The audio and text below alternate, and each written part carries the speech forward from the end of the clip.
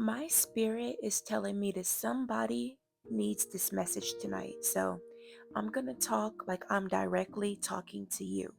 And if this is not a message you need to hear, that's fine. Maybe still listen to it. Maybe somebody you know needs the message and you can share it. And by the way, y'all, when it gets late, my voice gets raspy.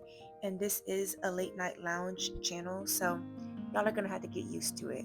All right, so tonight I want to give a message to those of you who have anxious attachment styles.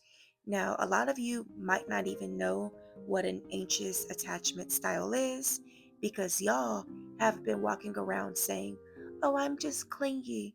I just love hard. I'm a hopeless romantic." And somebody needs to tell y'all the truth. It's nothing cute about it. You can call it clingy, but like I said, it's actually an anxious attachment style. And what that means is you are anxious when you like someone and you are attached to them. Not because they want you to be attached or they make you be attached. You decide to attach onto a person because you like them and you behave nervously. And the issue with that is y'all end up turning the people you like off. Let me give y'all some examples. So, I have a lot of nephews in my family, cousins, brothers, a lot of male family members. And if I had a dollar for how many times I hear them complain about a girl or a woman always texting them, calling them, constantly asking them, "What are you doing? Why aren't you giving me attention?" And the sad part about it is, it never fails. The first time they mention that lady or that girl, whoever, depending on if I'm talking about a man family member or a teenage family member, it's all the same. But I swear to y'all, the first time they mention a girl, they are mesmerized by her. She's unique, she's a mystery. Give it a few weeks, something happens, the tables turn, and now they're like, "Oh my God, she's calling me again. She's always wanting my attention." And when I hear it, I cringe. Now, for the grown women doing it, it's like y'all know better. But when it's little girls, when it comes to, like, to my nephews talking about it, like yesterday, I did a tarot reading on my nephew, and I can see in the cards that he was dealing with a clingy girl. And after he's seen the tarot reading, which by the way, he had told me nothing about the relationship prior, he called me and told me, "Yeah, well, let me tell you what's going on, Auntie. She is constantly calling me. I'm trying to play the video game with my brother, and then she gets mad and she hangs up and says, I'm not giving her attention." And I'm like, "Wait, didn't a few weeks ago you said you were talking to some girl and you were so happy or you just got a girl's number? And now look." So it's just sad because sometimes I wish I can have these girls' numbers and text them like, "Hey, little sis, hey, niece, you're doing too much." That's not how you get them. But hey, it's not my place, it's not my responsibility. And women are going to have to learn by themselves. Little girls, they're going to have to learn by themselves. And also men, older men, young men, whoever sees this channel, whoever sees this video, you probably have an anxious attachment style, and the algorithm is kindly trying to tell you. So, um, I'm not going to get too big into genders on this channel. I'm just going to talk from the spirit, and this message is for who it's for. But it's important that somebody tells y'all that you need to stop being like that because you're never going to find proper love. Everyone you date, they're eventually going to be scared by you and ran off because you're putting way too much energy on them. And this is actually called resistance energy. Resistance energy is basically where when you want something too much, you give off this energy of desperation, and it, instead of attracting the thing to you, it repels it. And if you think about it, it all makes sense because you probably wonder why, when I first start talking to someone, they seem so into it or they're chasing me, and then all of a sudden, the minute I like them, it's like they fall back and they don't give that same energy. And the thing about it is, it's not really that they're just randomly falling back and not giving the same energy.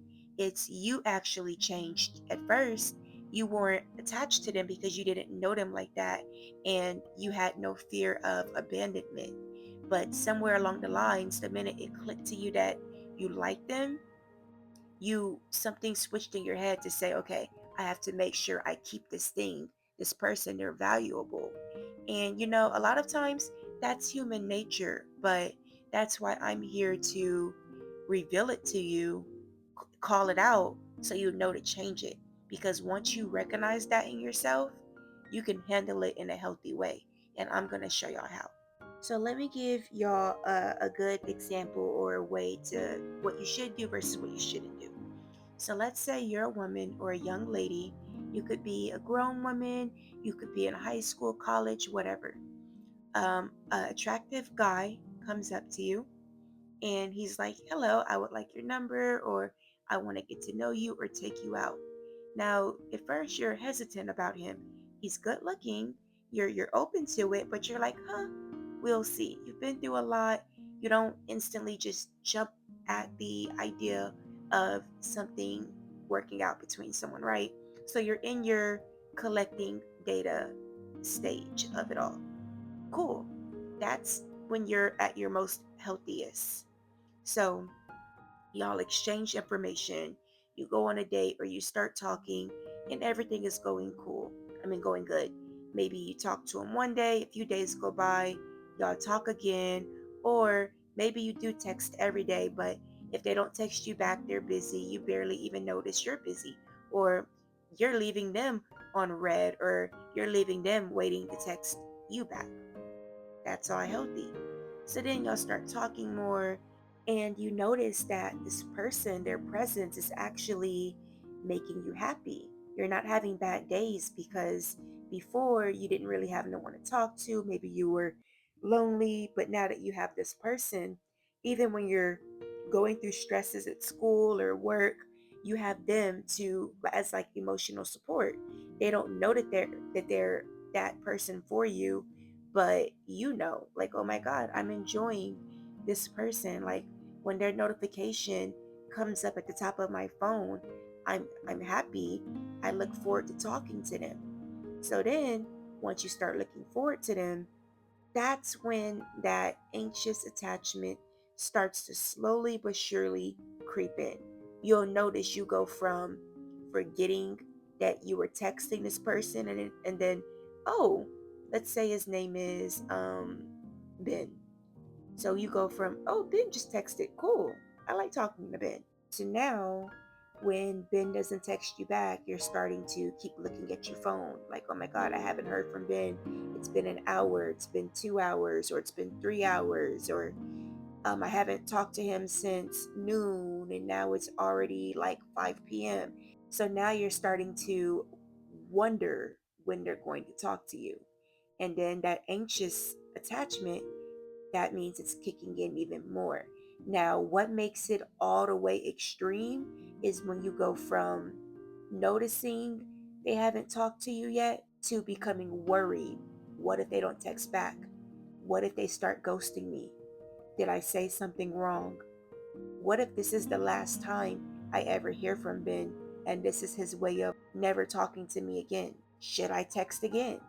Well, I don't want to come off like I'm worried or I'm desperate, but no, oh my gosh, I don't like how this feels. I'm gonna text him again.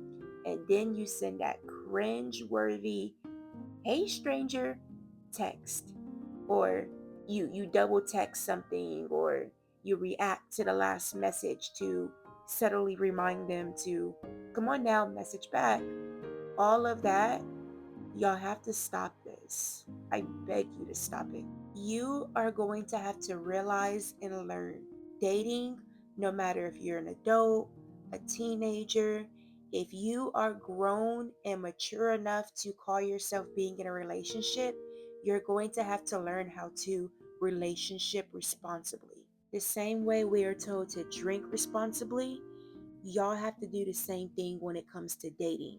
And what I mean by this is the same way they say, hey, if your mind's not in a good place, if you're depressed or you have an addiction, you shouldn't drink. y'all have to think about that when it comes to dating. If you know that you get nervous and you have past relationship trauma that you haven't healed from, which makes you get into a new relationship and start being anxiously attached, then you need to get therapy and not date for a while. You need to make sure that you go heal from whatever it is that makes you not have enough self love and need validation from somebody else to the point where your whole day is ruined if you don't get a text back. So that's number one. You're going to have to be real with yourself and say, do I feel like this is something that I'll be able to just acknowledge and work on and still date and just, stop being like that?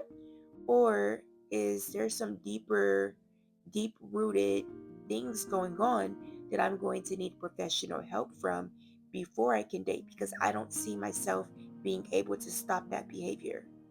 And that's okay if that's you. Everybody has their thing.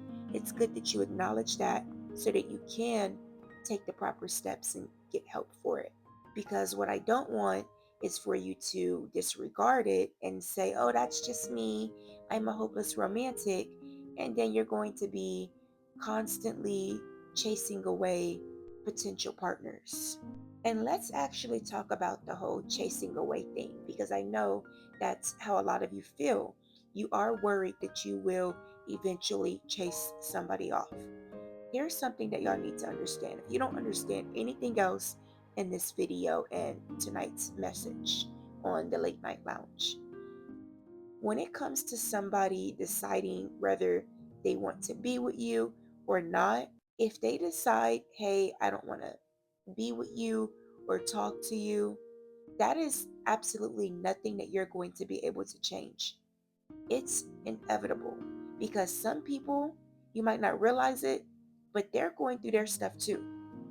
A lot of people, especially if y'all are meeting them online, that's a whole other video. A lot of these people aren't even who they tell y'all that they are. They could be in whole marriages and be completely different people that you think they are. And then one day they just have to ghost you because they took their lie too far or they got caught. And you're over there thinking something's wrong with you. Why do people always do this to you or ghost you when it's not you? They like you, they obviously like you, but they have their own stuff going on. And that's why therapy is important so you don't internalize that. So that's number one. They could be lying about who they are and they can no longer keep lying, or they could be going through something to where they're like, you know what? This person is great, but I'm not in a good headspace. I need therapy. I need time alone.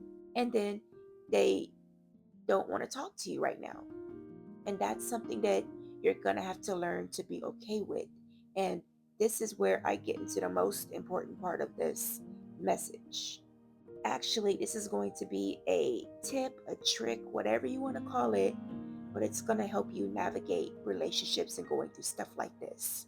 The number one important thing that you need to be able to have mature relationships is self love.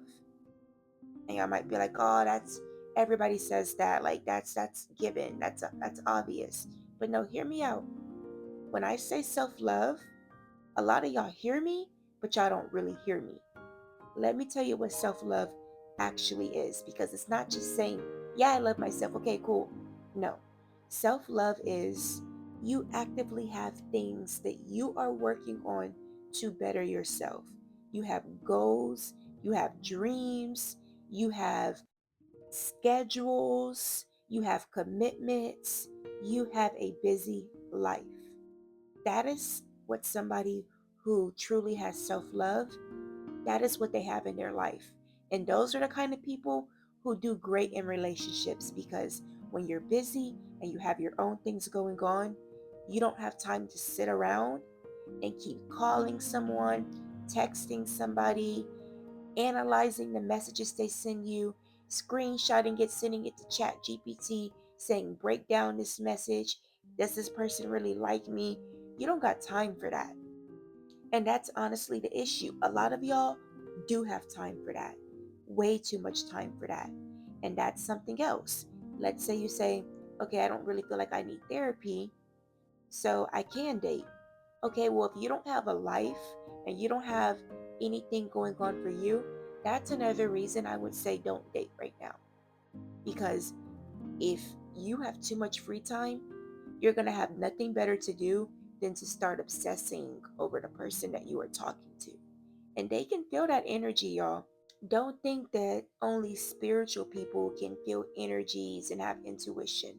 No, people who don't practice spirituality, they also have intuition. They just don't realize that's what it is. For them, how it happens is they'll just think that it's a random thought that I don't think I like this person anymore. I don't think it's working out. So they might not be able to put their finger on it that no, this person is having a lot of strong energy towards me and they're anxiously attaching to me, so I'm going to back off. To them, they're just going to think, I don't know, I just don't feel the person anymore. They're not going to really be able to put their finger on it. But regardless, doesn't matter. They are going to back away from you because of how you're acting. So if you really like someone and you are wanting things to work, you pushing yourself on them, that's going to accomplish the opposite. So, the best thing you can do if you really like someone is fall back. And I don't want you to take this message as I'm saying, fall back and pretend. Oh, I need to pretend I don't like them to get them. No, you need to fall back because you have self love, and what's for you is going to be for you. And I'm going to teach y'all a lot about this on this channel. How when you want something, you truly just can exist, be chill, be cool, do you, and it'll come. Y'all being super anxious about everything is why y'all aren't getting anything. Because again, y'all are repelling everything from you, and especially with dating. Money, too. A lot of y'all obsess over money and don't have any money, or y'all obsess over getting your dream job, or all of these things that you are way too desperate about, and the universe can feel that. But I'll teach y'all. We'll be here every night and I'll always have a lesson for y'all. But that's it for tonight. Just please y'all work on it, and I'll do some more content about anxious attachment styles. If you have any questions, please feel free to comment. I literally just made this channel yesterday, so we have some growing to do. But honestly, I'm not here to gain some big crowd and subscribers. I'm here to make a tight knit community and get my message to those that it needs to be gotten to. So, all right, I'll see y'all tomorrow night.